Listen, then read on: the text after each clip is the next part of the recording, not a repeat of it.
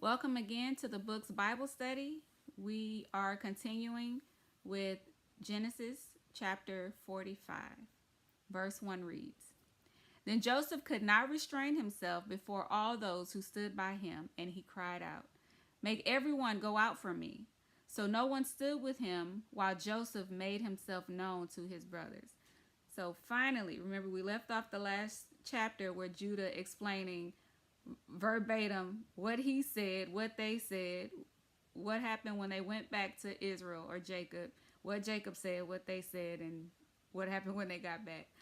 So now it says Joseph could not restrain himself. So he made everybody else leave out except for his brothers. And finally, he tells them that, hey, I'm your brother. Okay. And verse 2 says, And he wept aloud, and the Egyptians and the house of Pharaoh heard it. Verse 3 Then Joseph said to his brothers, I am Joseph. Does my father still live?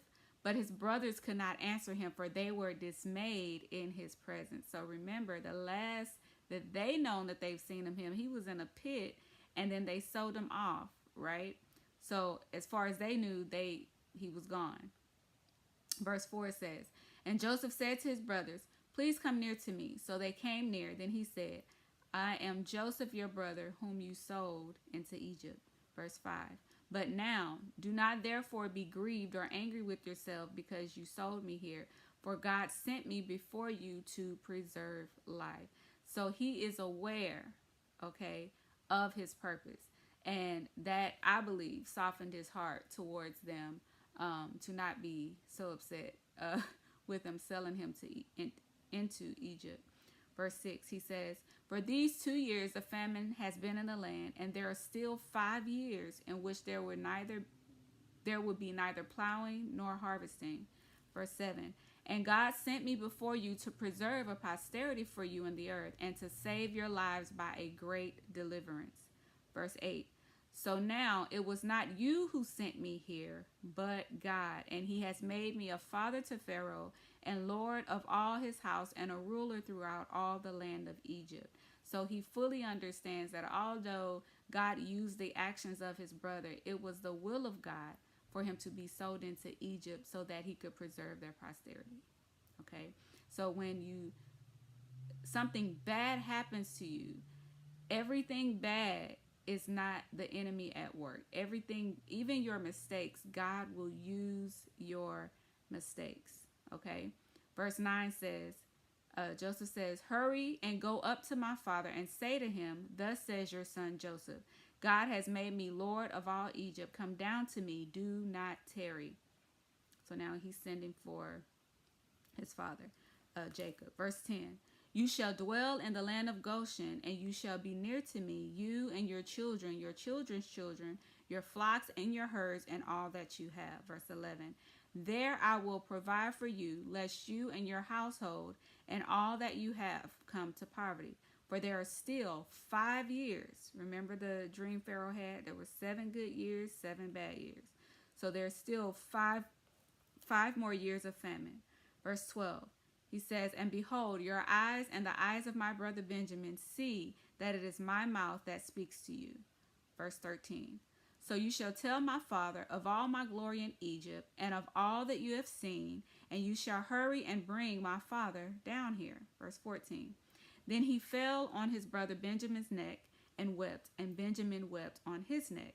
Verse 15, Moreover, he kissed all his brothers and wept over them, and after that his brothers talked with him.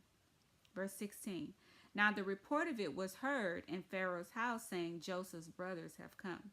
So it pleased Pharaoh and his servants well.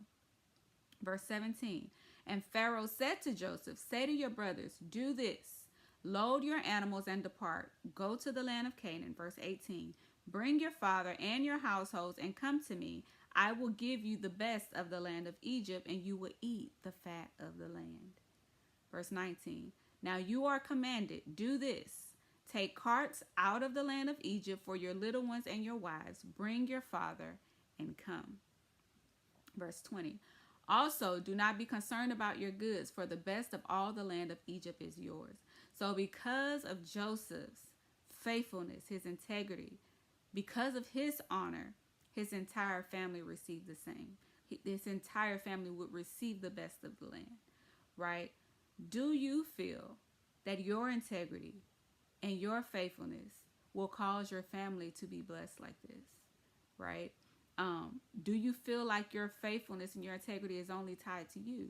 No, it's not. Those that are connected to you are also affected by the honor you receive, by your integrity, your faithfulness, right? Your abilities. Verse 21.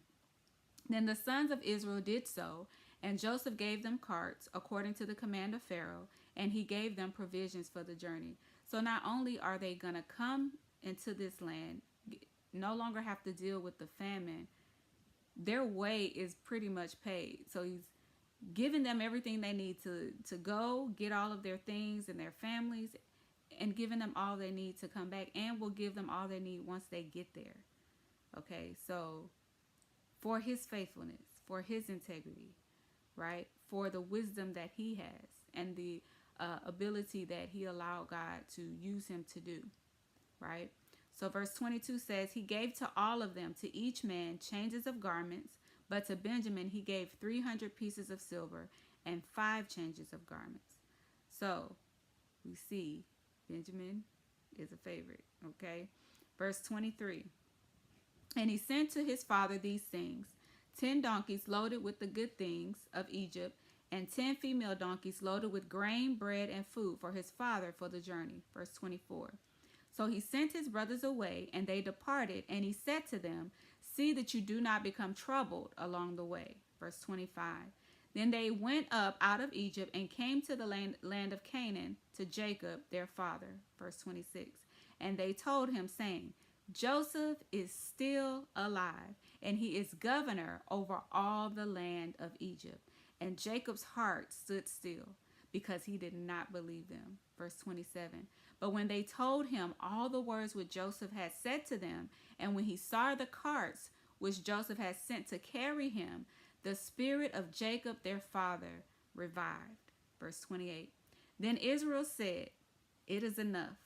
Joseph, my son, is still alive. I will go and see him before I die.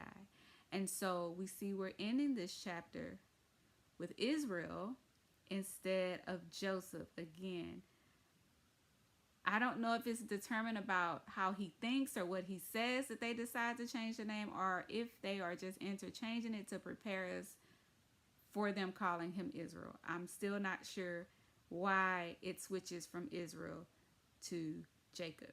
Okay, so Joseph in this chapter is reconciled with his brothers and is soon to be reunited with his father, if his father decides to make Egypt their home where they will have everything they need, right? Because his son is over all the land. So to God be the glory for this good ending so far. We'll see what happens later. Yeah, so that concludes chapter 45. We will continue with chapter 46. So we have 5 more chapters and we will be out of Genesis. God bless.